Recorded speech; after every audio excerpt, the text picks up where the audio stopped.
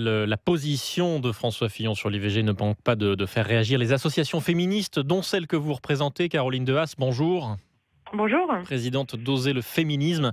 Vous avez entendu la mise au point de François Fillon. Pourquoi craindre un retour en arrière? Vous savez, quand il y a un président potentiel de la République ou quelqu'un qui se présente à cette fonction-là et qu'il explique publiquement que l'IVG n'est pas un droit fondamental, ça veut dire qu'en fait, il considère que les femmes n'ont pas le droit fondamental à disposer de leur corps.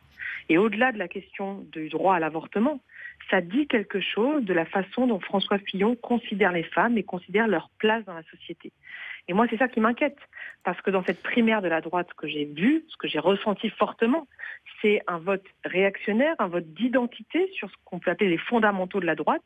Et d'un point de vue sociétal, les fondamentaux de la droite sont les fondamentaux du 19e ou du 20e siècle. C'est ce problème c'est cette Demain. problématique de droit fondamental qui vous pose problème. Il a toujours dit, François Fillon, qu'il ne remettrait pas en cause la loi Veil sur l'IVG.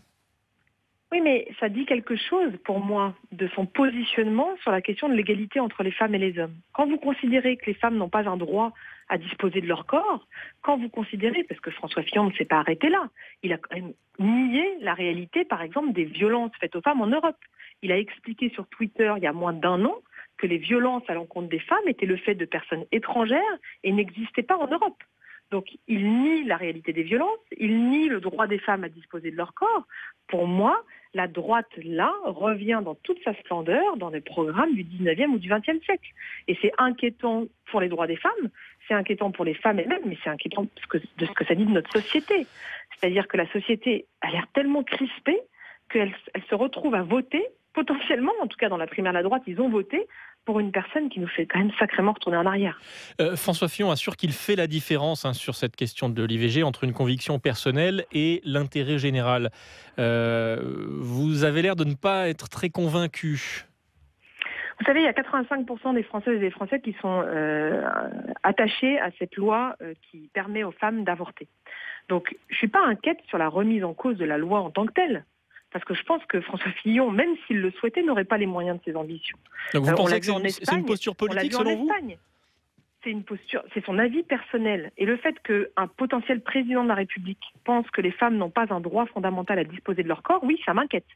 Ça m'inquiète à la fois pour potentielle remise en cause des lois. On a vu ce qui s'est passé en Espagne, où la droite au pouvoir a tenté de remettre en cause le droit à l'avortement.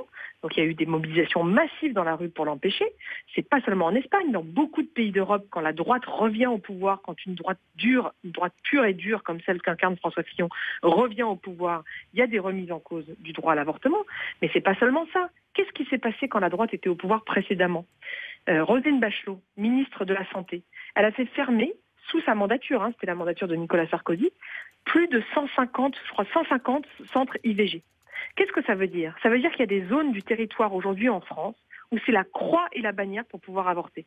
Et donc la remise en cause du droit à l'avortement, c'est pas uniquement une remise en cause de la loi, c'est aussi une remise en cause de l'accès.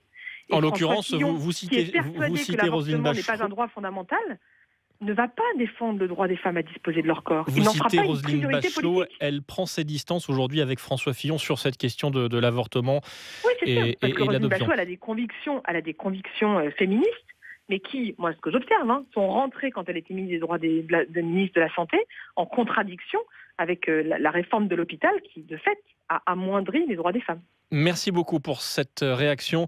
Caroline Dehaas, je rappelle que vous présidez l'association Oser le féminisme. Merci d'avoir été sur France Info.